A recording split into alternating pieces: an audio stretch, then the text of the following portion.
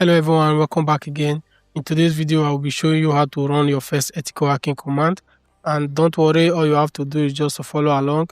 And by the end of this video, you should be able to run your first ethical hacking command and see how attackers discover vulnerabilities, alright?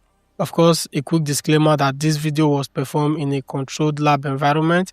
Do not try this on live system without having the appropriate permission. Let's begin.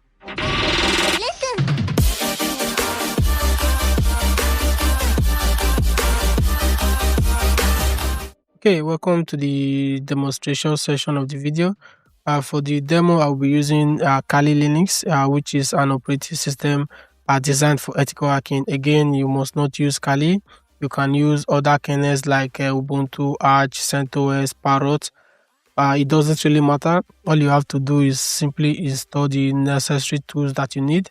But to save time, I think Kali and Parrot OS is my go-to ethical hacking distros, because of course most of the tools you need are mostly installed or pre-installed. So yeah, all right, let's begin. Now the first task is of course to discover the live host or the system in the network. All right, so to do that, I'll be using a tool called Nmap. Nmap is really nice for doing this. All right, so let's quickly of course discover some of the live hosts in our subnet.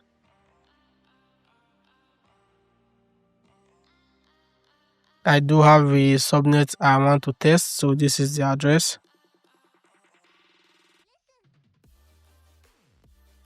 All right, what I'm doing is I'm telling Nmap to simply identify every single live host in this given subnet. In this case, we have a report that 2 hosts is up, which is this one, and this is, I think, the IP address of the Kali Linux. All right, so to begin, the next step would be to, of course, identify the open ports. Okay, right now we are going to identify some of the services that are running on the target system.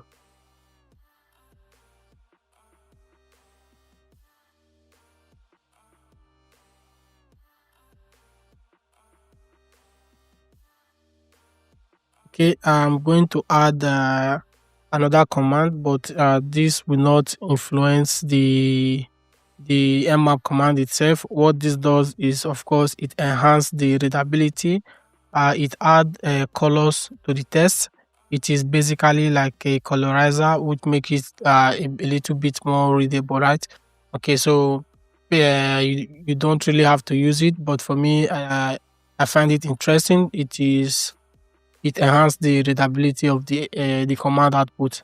Okay, the scan has completed, and right now what we are seeing are the list of open ports on the target system. Right from the output, it means Nmap scanned the top 1000 ports.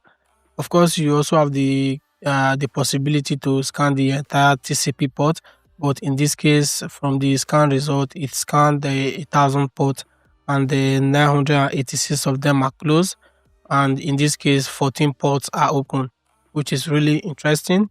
All right, from the scan result we can see that port 53 is running. This means DNS server is running. We also have another interesting port, port 80. Port 80, it is serving a web server. This can be really interesting because the web server might be hosting admin panels, internal apps. This could be a potential attack surface. Another interesting port that is open here is the Kerberos.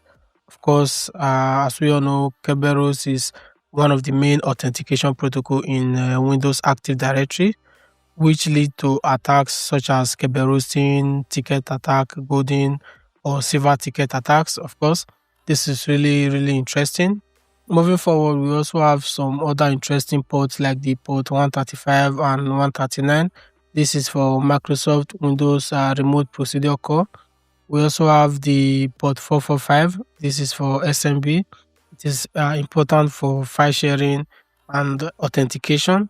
Of course, SMB is very important. It could aid in enumeration, lateral movement, and as we all know, SMB also have a well-known vulnerability that affected it in the past. For example, the Eternal Blue vulnerability.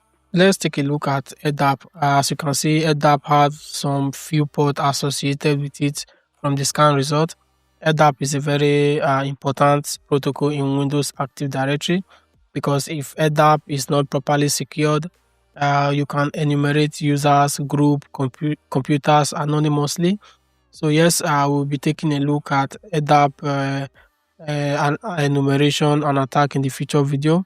All right, so moving forward, let's take a look at other open services. We also have in this case, HTTP and cache.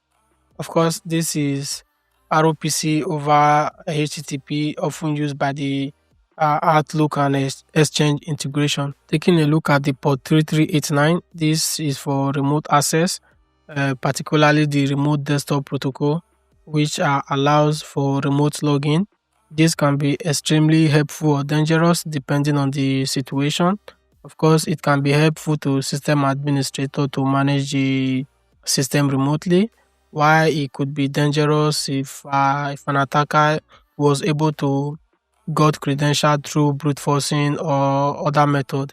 All right, we also have the port 5985, which is for the WinRM and WinRM Windows remote management. Of course, this is also important and dangerous as well. It could help administrator to manage the host remotely, of course, to perform administrative tasks like PowerShell remoting and admin automation. Of course, this could aid attackers to perform lateral movements, privilege escalation, etc., etc. And also, we were able to identify the system. As we can see, the host name is King's Landing and the operating system is Windows. All right, so combined with the information we have, and we can clearly believe that this host is a domain controller, and which means that it is a high value target. If it can be exploited or compromised, this could lead to a complete domain compromise. Right now, we just discover an entry point into a system. Of course, this step is called recon or reconnaissance, and that is how real attackers actually begin. Of course, you just completed your first ethical hacking task, and if you want to go further in the next video, I will also demonstrate how to exploit one of those open ports step by step. Of course, make sure to subscribe so you don't miss it, and if you followed along, drop a comment by saying first hack done. All right, see you in the next one.